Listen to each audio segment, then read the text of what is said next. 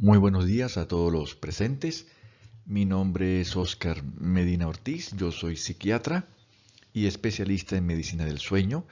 Quiero darles la bienvenida a esta conferencia sobre insomnio y trastornos de la personalidad.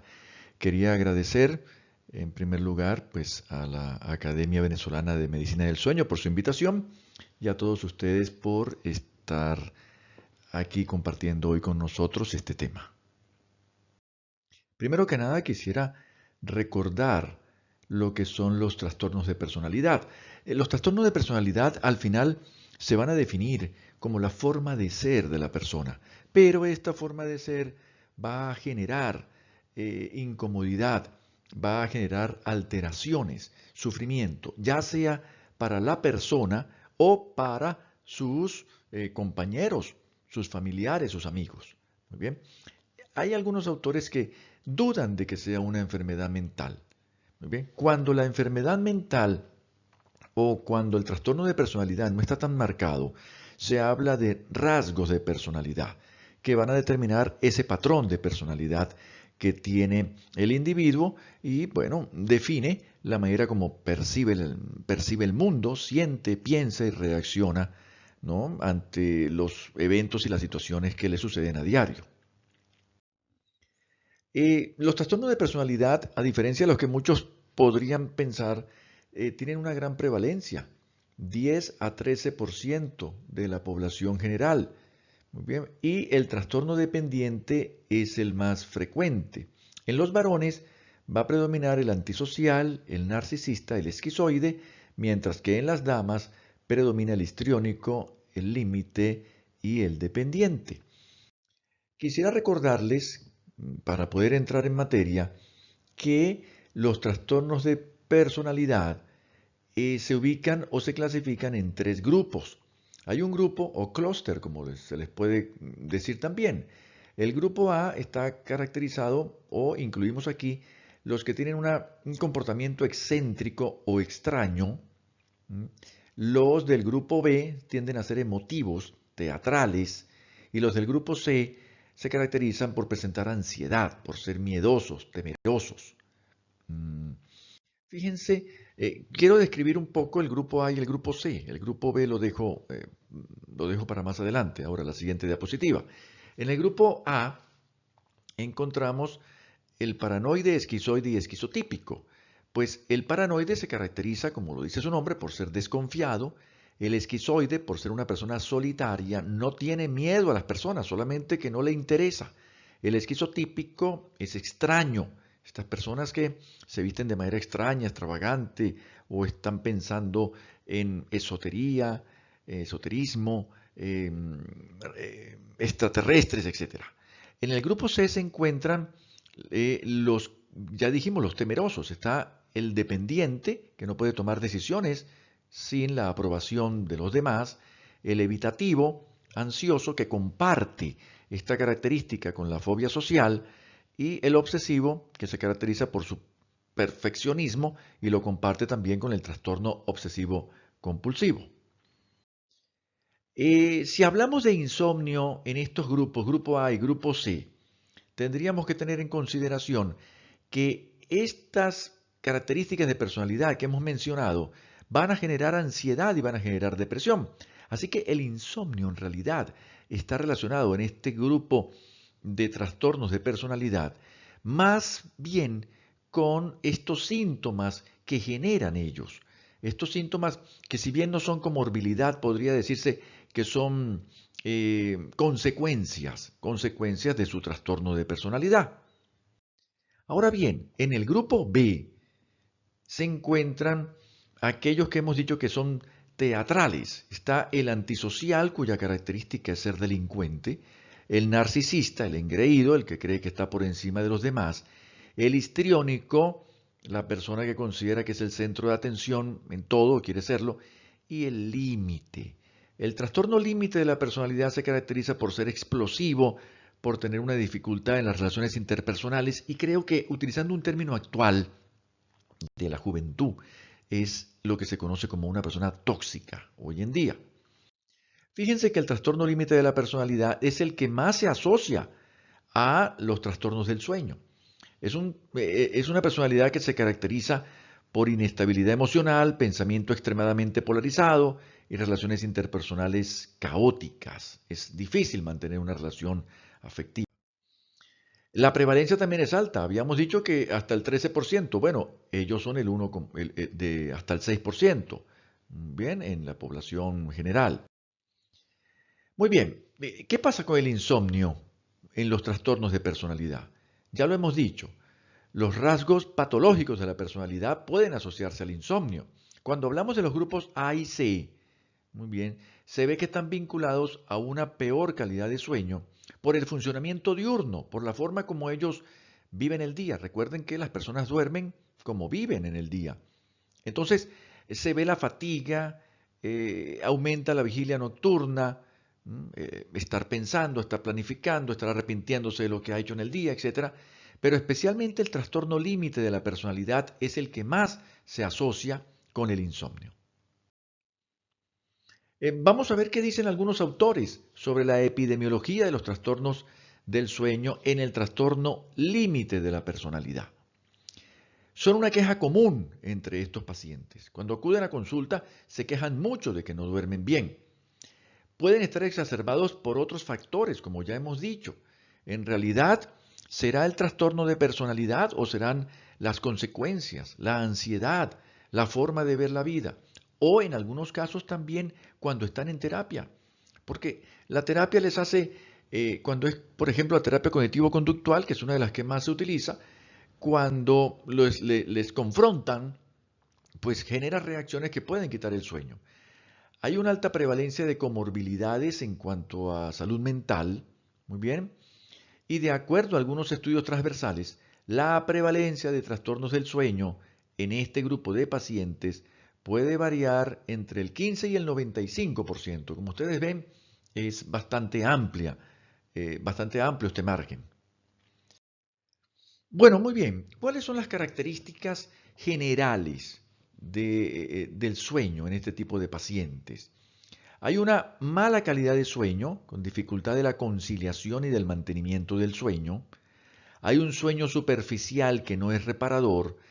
Existe la presencia de parasomnias y el 50% de ellos se queja de algún problema de sueño. ¿Bien? Dentro de las parasomnias, como se clasificaba antes, pesadillas. Las pesadillas pueden estar presentes en este grupo de pacientes. ¿Qué más tenemos que ver con las características del sueño en estas personas con trastorno límite de la personalidad? En realidad, el mecanismo por el cual ocurren no es bien conocido.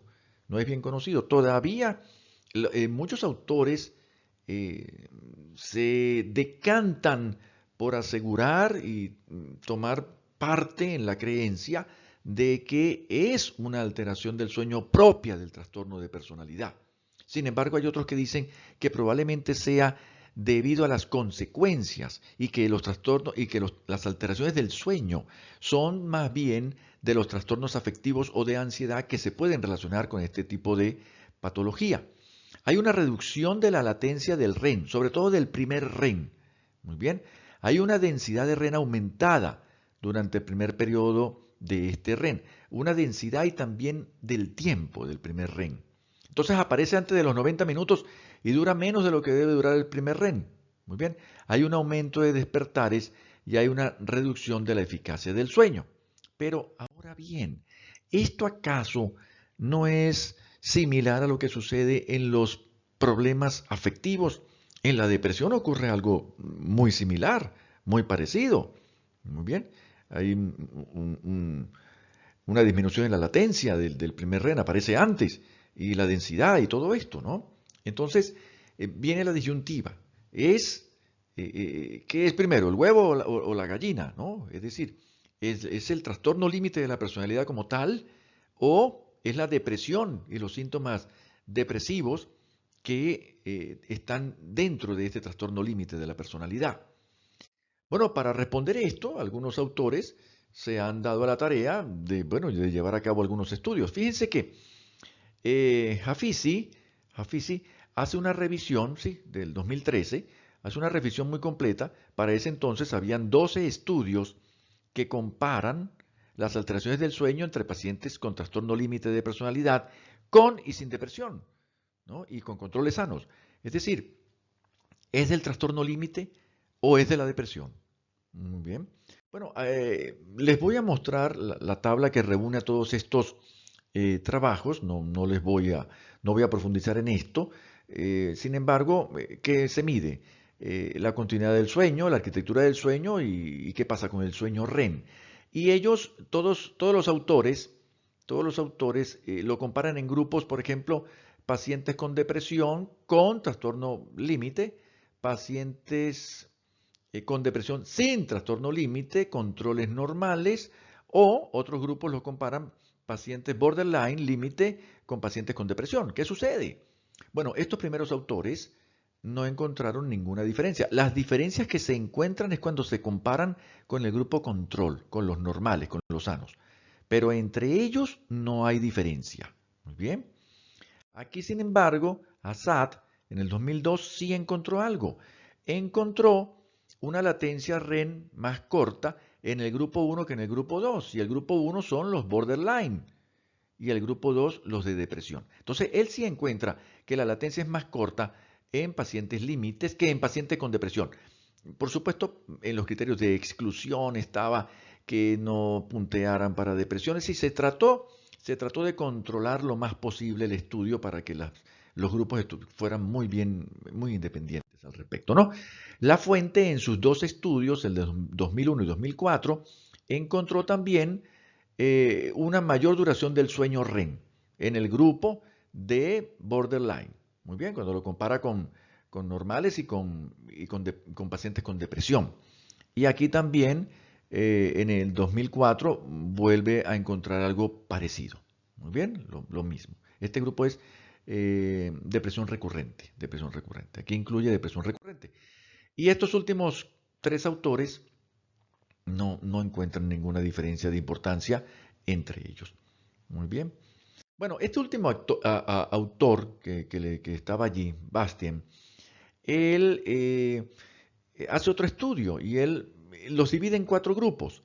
El grupo de trastorno límite de personalidad con insomnio psicofisiológico, paradójico y buenos dormidores y analiza sus sueños. Como ustedes ven, la duración del insomnio pues era más o menos en el insomnio paradójico un poquito mayor, de meses. Les aplica tres escalas, el índice de insomnio, el de borderline y el Barrel de impulsividad. Y bueno, y los patrones de eficacia del sueño, tiempo total de sueño, despertares y tiempo total en cama. Muy bien, y no hay grandes diferencias en el paciente con trastorno límite de personalidad a los que tienen estos dos tipos de insomnio. Bien. Aquí vemos también que no se diferencian mucho de los otros tipos de insomnio. Es decir, que el insomnio del trastorno límite de personalidad es muy parecido al insomnio del psicofisiológico y al insomnio paradójico. Luego vemos el estudio de Selby, es un estudio de la encuesta nacional de la encuesta nacional de Estados Unidos, y él compara, aquí compara pues las enfermedades mentales con el trastorno límite de personalidad. En inicio, la latencia del sueño aumentada, mayor de 120 minutos, el guaso, que los despertares, la suma de los despertares en la noche, mayor de 60 minutos, y despertarse temprano en la mañana. Muy bien, aquí los tenemos. Y ustedes ven que en los pacientes con trastorno límite de la personalidad, pues no hay gran diferencia con las demás enfermedades. De hecho, el episodio depresivo mayor es el que presenta, aquí se parece un poco, el que presenta mejores resultados. Y en las consecuencias al siguiente día, como las vemos aquí, también el trastorno límite de personalidad, pues se encuentra más o menos igual. Bueno, ¿qué podemos sacar de todo esto? Que al final de cuentas, la presencia de trastornos crónicos del sueño existe en personas con trastorno límite de personalidad y se ven en dos aspectos, tanto en el dormir, en el mal dormir, en la eficiencia del sueño, latencia de sueño retrasado, un guaso aumentado y despertares tempranos también aumentados y consecuencias al día siguiente. Ahora bien, ¿por qué? ¿Por qué? ¿Cuáles son las teorías, las hipótesis? ¿Por qué hay esta alteración del sueño en el trastorno límite?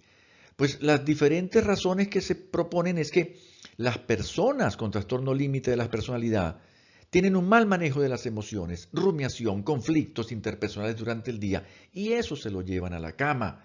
Eso se lo llevan a la cama y va a perturbar su sueño, por lo menos la latencia de sueño. Muy bien. Claro, eso no explica la mayor densidad de sueño REM, ni explica el acortamiento de la latencia del sueño REM. Eso podría explicarlo la depresión o que esto es un problema propio del trastorno límite de la personalidad. Al final de cuentas, ¿qué vemos? Que esto es una bola de nieve, es una bola de nieve, es un ciclo, es un círculo vicioso. Los problemas hacen que duerma mal y dormir mal empeora los síntomas de trastorno límite de la personalidad. Y cuando se está en psicoterapia, psicoterapia cognitivo-conductual, muchos terapeutas no incluyen la higiene del sueño o la terapia para dormir mejor. Muy bien, eso también debería incluirse en este tipo de pacientes. Quería dejarle estas últimas imágenes. ¿Se acuerdan de Jafisi, la revisión que mostré al principio? Él tiene este modelo. Este es un modelo muy interesante. Lo que nos interesa para el insomnio es esto, ¿no? Corta duración del sueño y mala calidad del sueño. Y lo relaciona con la inestabilidad afectiva de la que hablaba y del abuso de alcohol o de sustancias en cuanto a la impulsividad. Y esta, que es la baja calidad de sueño, también con inestabilidad afectiva, explosividad de la ira y el consumo de tóxicos, o en este caso, pues de alcohol. ¿Qué podemos concluir de todo lo que hemos visto? Bueno, que el insomnio y los trastornos de personalidad puede deberse a los síntomas de ansiedad y depresión. Eso es cierto, pero hay autores que dicen, y ellos creen, digamos, con mucha fortaleza, que el trastorno de personalidad más relacionado es el trastorno límite y que presenta características propias del trastorno límite. Muy bien. Pero pueden ser similares a la de la depresión, por supuesto. Las principales alteraciones son la latencia del primer REM y mayor densidad en el primer REM. En la terapia para el trastorno de personalidad debería incluirse la higiene del sueño o la terapia cognitivo-conductual para el insomnio. Bueno, muchísimas gracias por su atención y estamos a la disposición para las preguntas pertinentes al respecto. Muy amable, gracias.